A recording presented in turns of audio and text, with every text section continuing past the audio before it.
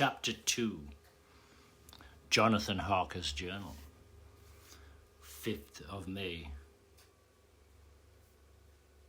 I must have been asleep, for certainly, if I had been fully awake, I must have noticed the approach to such a remarkable place. In the gloom, the courtyard looked of such a considerable size, and as several dark ways led from it under great round arches, it perhaps seemed bigger than it really is. I have not yet been able to see it by daylight. When the caleche stopped, the driver jumped down and held out his hand to assist me to alight. Again, I could not but notice his prodigious strength. His hand actually seemed like a steel vice that could have crushed mine if he had chosen. Then he took out my traps and placed them on the ground beside me as I stood close to a great door, old and studded with large iron nails, and set in a projecting doorway of massive stone.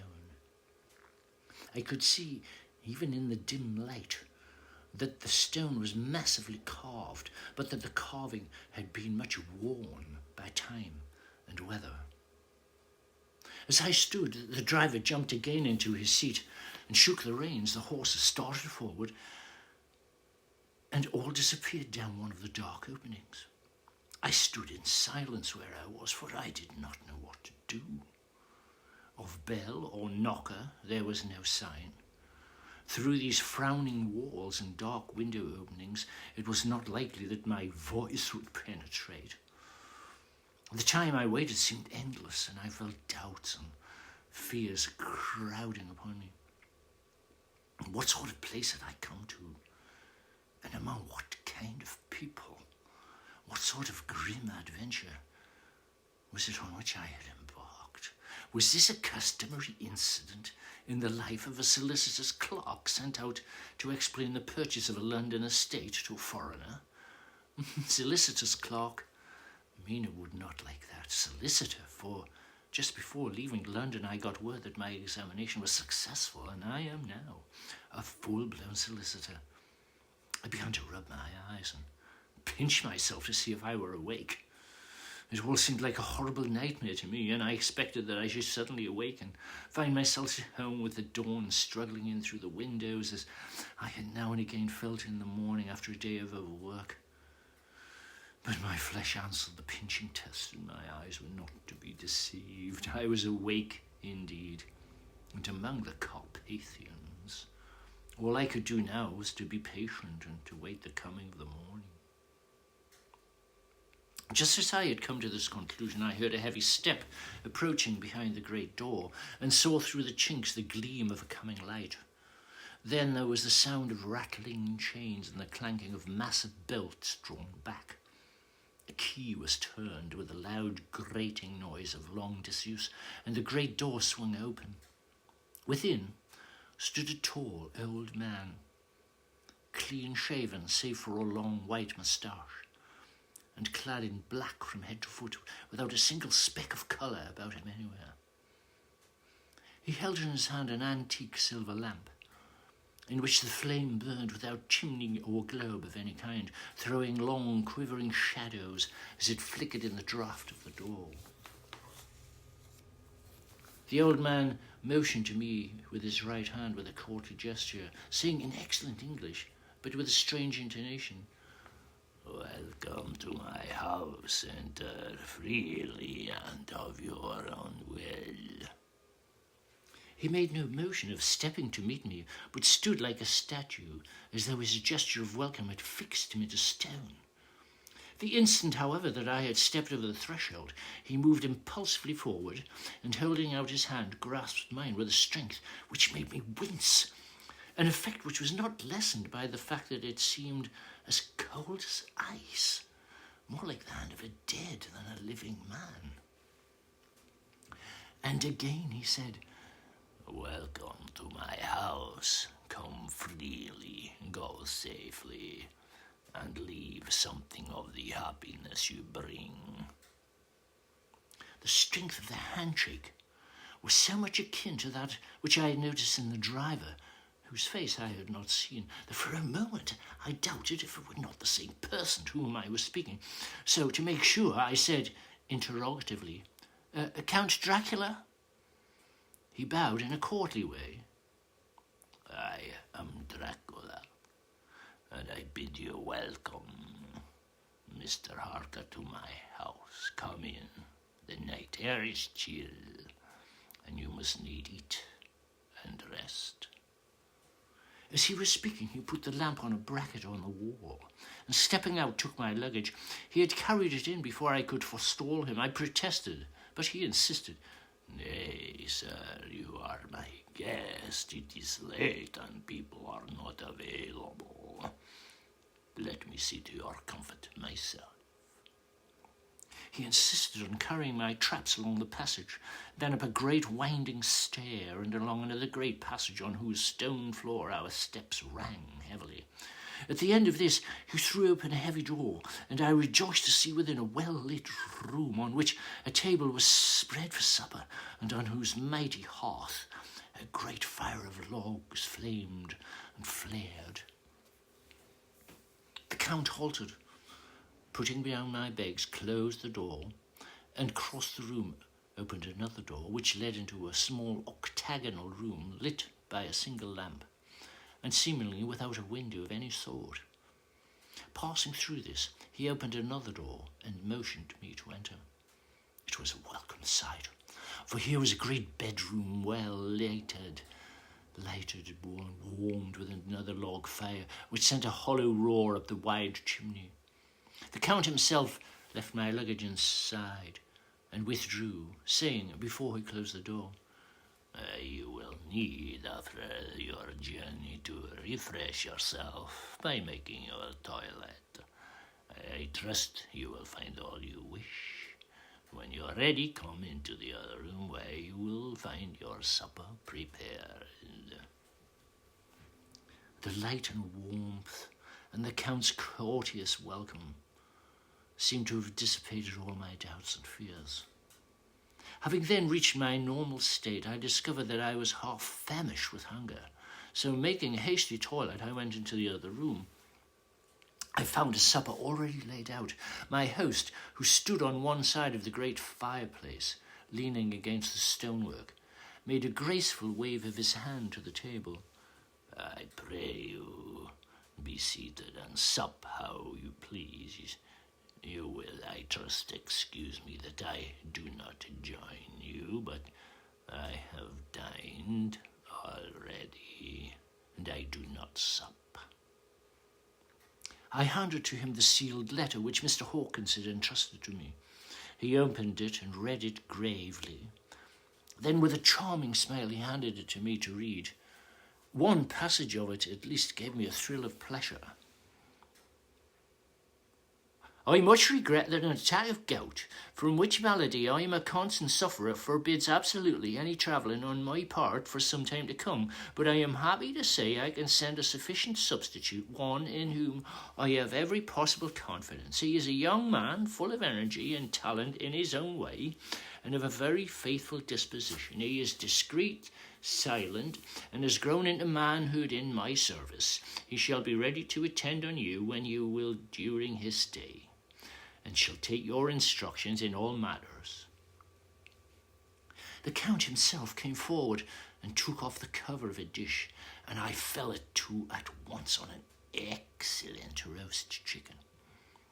This, with some cheese and salad and a bottle of old Tokay, of which I had 2 glasses, was my supper.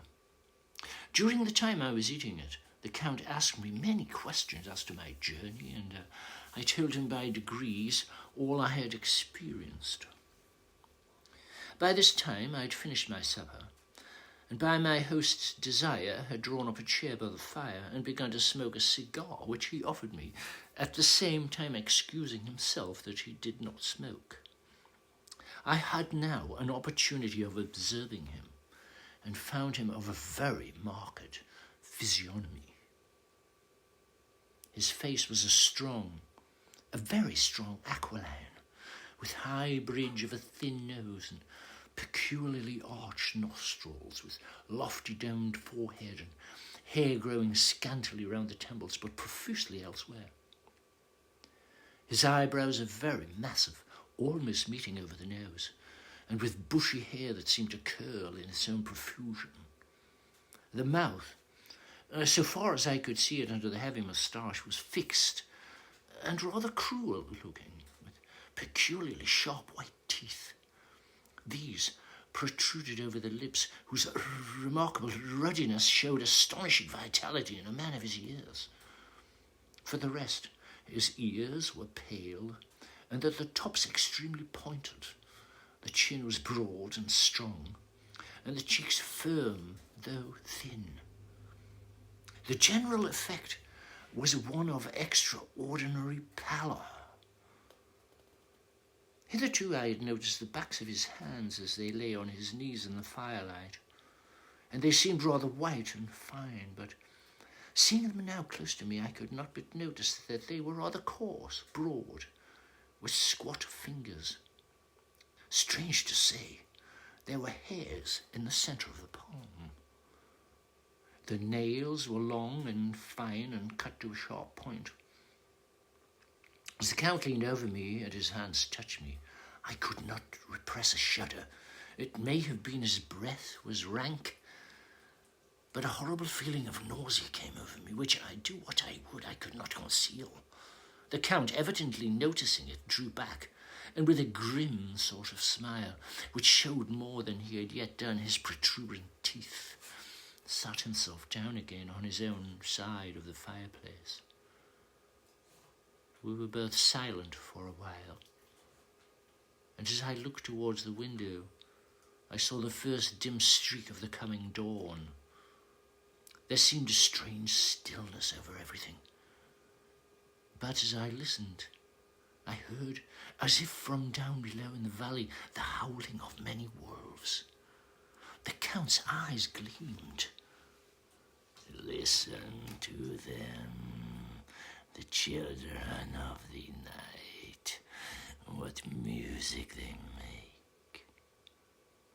Seeing, I suppose, some expression in my face strange to him, sir, you dwellers in the city cannot enter into the feelings of the hunter.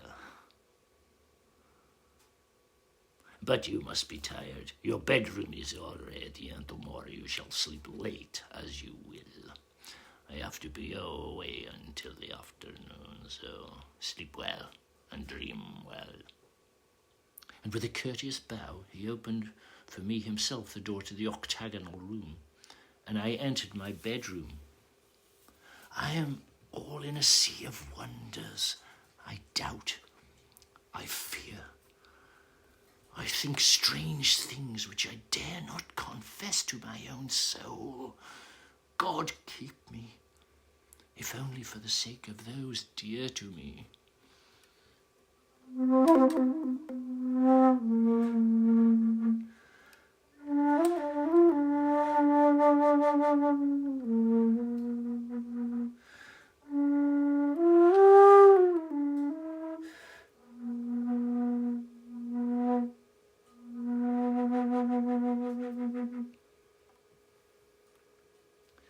7th of May.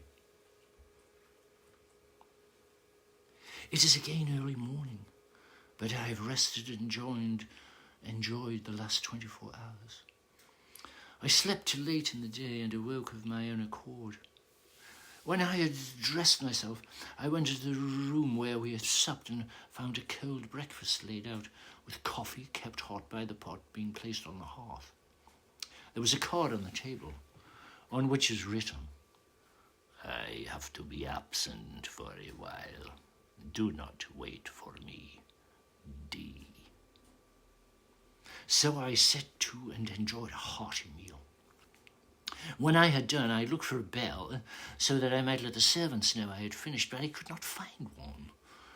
There are certainly odd deficiencies in this house, considering the extraordinary evidences of wealth which are round me.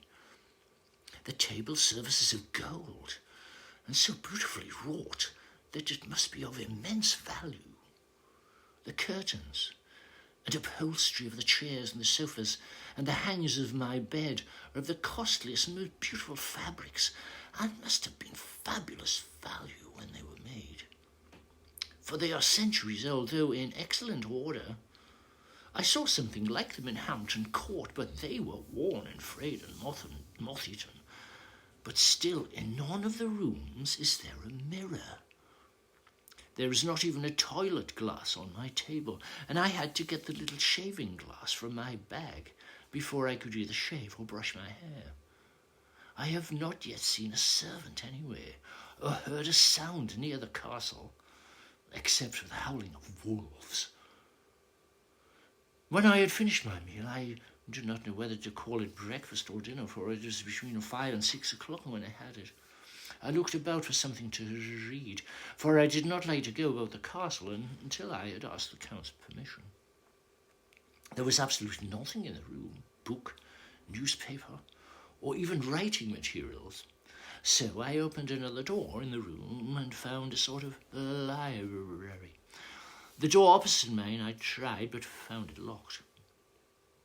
In the library I found, to my great delight, a vast number of English books, whose shelves full of them, and bound volumes of magazines and newspapers. A table in the centre was littered with English magazines and newspapers, though none of them were of very recent date. The books were of the most varied kind: history, geography, politics, political economy, botany, geology, law, all relating to England and English life and customs and manners. There were even such books of reference as the London Dictionary, the Red and Blue Books, Whitaker's Almanac, the Army and Navy lists, and, it somehow gladdened my heart to see it, the Law List. Whilst I was looking at the books, the door opened and the Count entered. He saluted me in a hearty way and hoped that I had a good night's rest. "Oh, I am glad you found your way in here, for I am sure there is much that will interest you. These friends," and he laid his hand on some of the books, "have been good friends to me, and for some years past, ever since I had the idea of going to London, they have given me many hours of pleasure. Through them I have come to know your great England, and to know her is to love her. I long to go through the crowded streets of your mighty London, to be in the midst of the whirl and rush of humanity, to share its life, its change, its death, and all that makes it what it is. But alas, as yet I only know your tongue through books. You, my friend, I look to, that I know how to speak." "Oh, but Count, you know and speak English thoroughly." "I thank you, my friend, for your all too flattering estimate. But yet I fear that I am but a little way on the road I would travel. True, I know the grammar and the words, but yet I know not how to speak them." "Oh, indeed you speak excellently." "Ah, not so. Well, I know that did I move and speak in your London, none there who would not know me for a stranger. That is not enough for me. Here I am noble. I am boyar. The common people know me, and I am master. But a stranger in a strange land, he is no one. Men know him not, and to know not is to care not for. I am content if I am like the rest, so that no man stops if he sees me, or pause in his speaking if he hear my words to say, 'Ha ha, stranger.' I have been so long master that I would be master still, or at least that none other should be master of me. You come to me not alone as agent of my friend Peter Hawkins of Exeter, to tell me all about my new estate in London. You shall, I trust, rest here with me a while, so that by our talking I may learn the English intonation, and I would that you tell me when I make error, even of the smallest in my speaking. I am sorry that I had to be away so long today, but you will, I know, forgive one who has so many important affairs in hand. Of course I said all I could about being willing and asked if I might come into that room when I chose. Oh, yes, certainly. You may go anywhere you wish in the castle, except where the doors are locked, where, of course, you will not wish to go. There is reason to all things. They are as they are, and did you see with my eyes and know with my knowledge, you would perhaps better understand. We are in Transylvania, and Transylvania is not England. Our ways are not your ways, and there shall be to you many strange things. Nay, from what we have told you of your experiences already, you know something of what strange things here may be. This led to much conversation, and as it was evident that he wanted to talk, if only for talking's sake, I asked him many questions regarding things that had already happened to me or come within my notice. Sometimes he sheered off the subject or turned the conversation by pretending not to understand, but generally he answered all I asked most frankly. Then, as time went on, and I had got somewhat bolder, I asked him of some of the strange things of the preceding night, as, for instance, why the coachman went to the places where we had seen the blue flames. Was it indeed true that they showed where gold was hidden? He then explained to me that it was commonly believed that on a certain night of the year, last night in fact, when all spirits are supposed to have unchecked sway, a blue flame is seen over any place where treasure has been concealed. That treasure has been hidden in the region through which you came last night. There can be but little doubt, for it was ground fought over for centuries by the Wallachian, the Saxon, and the Turk. Why, there is hardly a foot of soil in this region that has not been enriched by the blood of men, patriots or invaders. In old days, there were stirring times when the Austrian and the Hungarian came up in hordes, and the patriots went out to meet the men, women, the aged, children too, and waiting their coming on the rocks above the passes, that they might sweep destruction on them with their artificial avalanches. When the invader was triumphant, he found but little, for whatever there was had been sheltered in the friendly soil. But how can it have remained so long undiscovered when there is a sure index to it if men will but take the trouble to look? The Count smiled, and as his lips ran back over his gums, his long, sharp canine teeth showed out strangely. Because your peasant is at heart a coward and a fool. Those flames only appear on one night, and on that night no man of this land will, if he can help it, stir without his doors. And, dear sir, even if he did, he would not know what to do. Why, even the peasant that you tell me of who marked the place of the flame would not know where to look in daylight even for his own work. You would not, I dare be sworn, be able to find these places again. There you are right. I know more than the dead where even to look for them. And then we drifted into other matters. And at last he said, Come, tell me of London and of the house which you have procured for me. With an apology for my remissness, I went into my own room to get the papers from my bag. Whilst I was placing them in order, I heard a rattling of china and silver in the next room, and as I passed through, noticed that the table had been cleared, the lamp lit, for it was by this time deep into the dark. The lamps were also lit in the study, or library, and I found the Count lying on the sofa, reading of all things in the world the Englishman Bradshaw's Guide. And when I came in, he cleared the books and papers from the table. And with him I went into plans and deeds and figures of all sorts. He was interested in everything and asked me a myriad questions about the place and its surroundings. He clearly had studied beforehand all he could on the subject of the neighbourhood, for he evidently at the end knew very much more than I did. And when I remarked this, he answered, "Well, but my friend, is it not needful that I should know? When I go there, I shall be all alone, and my friend Jonathan Harker,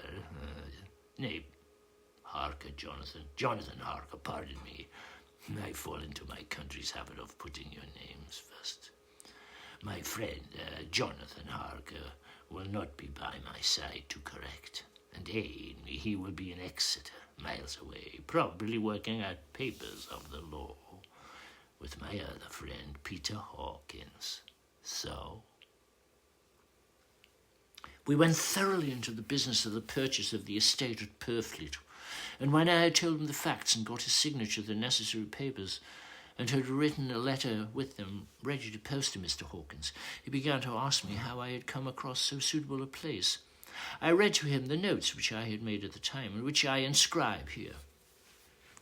At Purfleet, on a by-road, I came across just such a place as seemed to be required, and where was displayed a dilapidated notice that the place was for sale.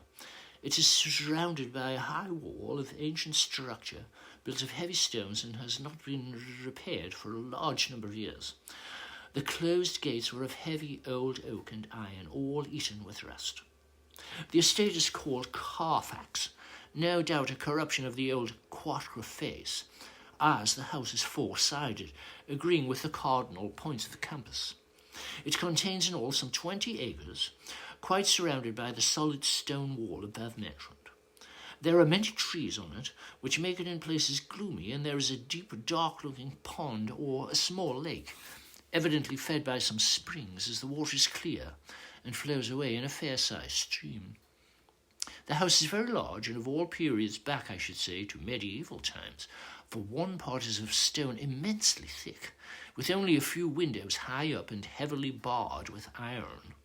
It looks like part of a keep, and is close to an old chapel or a church. I could not enter it, as I had not the key of the door leading to it from the house, but I have taken with my Kodak views of it from various points. The house has been added to, but in a very straggling way, and I can only guess at the moment of ground it covers, which must be very great. There are but few houses close at hand, one being a very large house only recently added to and formed into a private lunatic asylum. It is not, however, visible from the grounds. And when I had finished, he said, "I am glad that it is old and big. I myself of a man old family, and to live in a new house would kill me. A house cannot be made habitable in a day, and after all, how few days and go to make up a century. I rejoice also that there is a chapel of old times. We Transylvanian nobles love not to think that our bones may be amongst the common dead. I seek not gaiety nor mirth, not the bright voluptuousness of much sunshine, sparkling waters which please the young and gay. I am no longer young, and my heart, through weary years of mourning over the dead, is not attuned to mirth. Moreover, the walls of my castle are broken, the shadows are many, and the wind breathes cold through the broken battlements and casements. I love the shade and the shadow, and would be alone with my thoughts when I may. Somehow his words and his look did not seem to accord, or else it was that his cast of face made his smile look malignant, saturnine. Presently, with an excuse, he left me, asking me to put all my papers together. He was some little time away, and I began to look at some of the books around me. One was an atlas, which I found opened naturally to England, as if that map had been much used. On looking at it, I found in certain places little rings marked, and on examining these I noticed that one was near London on the east side, manifestly where his new estate was situated. The other two were Exeter and Whitby on the Yorkshire coast. It was a better part of an hour when the Count returned. Look still at your books, good, but you must not work, always come. I am informed that your supper is ready. He took my arm and we went into the next room, where I found an excellent supper ready on the table. The Count again excused himself, as he had dined out on his being away from home, but he sat as on the previous night and chatted whilst I ate. After supper I smoked, as on the last evening, and the Count stayed with me, chatting and asking questions on every conceivable subject, hour after hour. I felt that it was getting very late indeed, but I did not say anything, for I felt under obligation to meet my host's wishes in every way. I was not sleepy, as a long sleep yesterday had fortified me, but I could not help experience that chill which comes over one at the coming of the dawn, which is like in its way the turn of the tide. They say that people who are near death die generally at the change to the dawn or at the turn of the tide. Anyone who has, when tired and tied as it were to his post, experienced this change in the atmosphere can well believe it. All at once we heard a crow of a cock, coming up from the preternatural shrillness through the clear morning air. Jumping to his feet, "Why, there's morning again. Howry, monsieur. To let you stay up so long, you must make your conversations regarding my new country of England less interesting, so that I may not forget how time flies by us." And with a courtly bow, he left me. I went into my own room and drew the curtains, but there was little to notice. My window opened into the courtyard. All I could see was the warm grey of a quickening sky. So I pulled the curtain and have written this diary.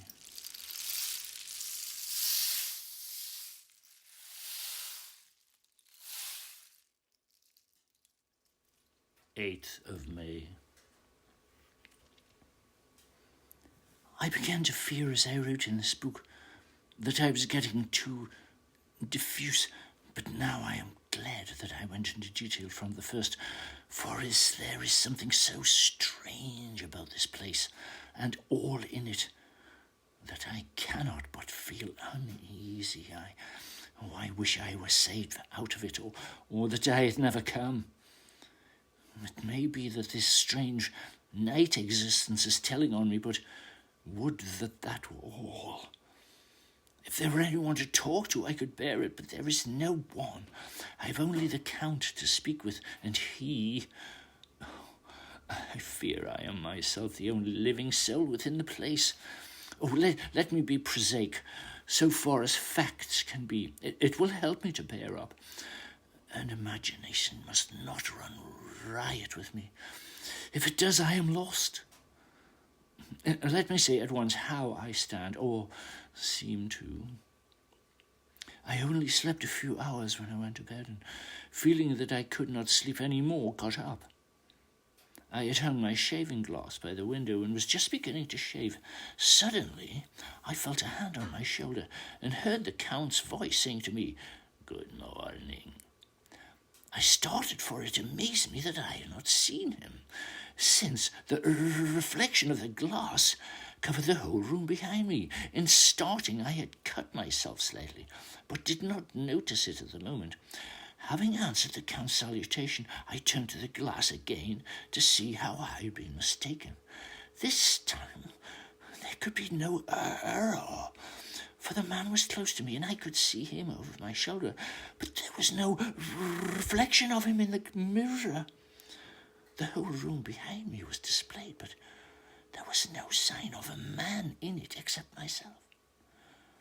This was startling, and coming on top of so many strange things was beginning to increase the vague feeling of uneasiness which I always have when the Count is near. But at that instant I saw that the cut had bled a little, and the blood was trickling over my chin. I laid down the razor, turning as I did so half round to look for some sticking plaster. When the Count saw my face, his eyes blazed with a sort of demoniac fury, and he suddenly made a grab at my throat. I drew away, and his hand touched the string of beads which held the crucifix.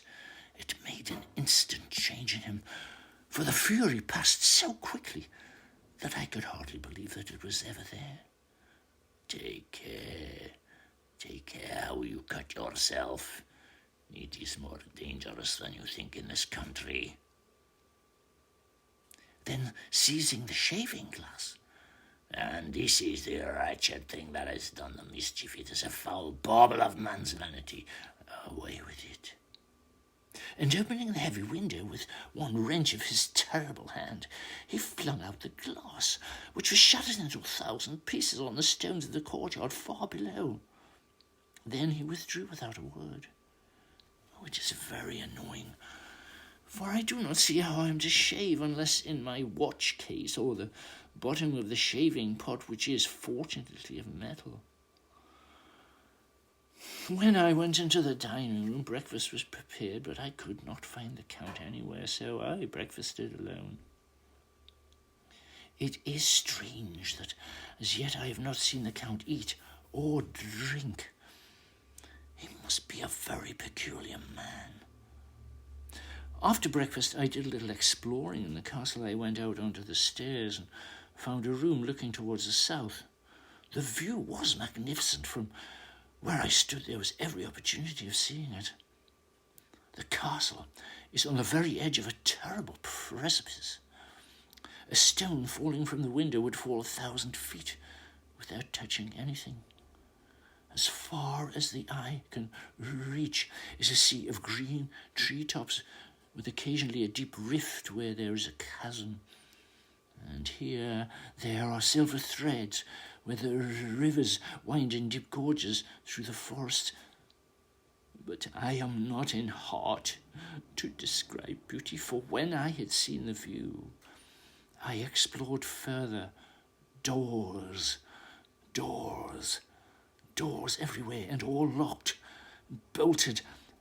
In no place, save from the windows of the castle walls, is there an available exit. The castle is a veritable prison, and I am a prisoner.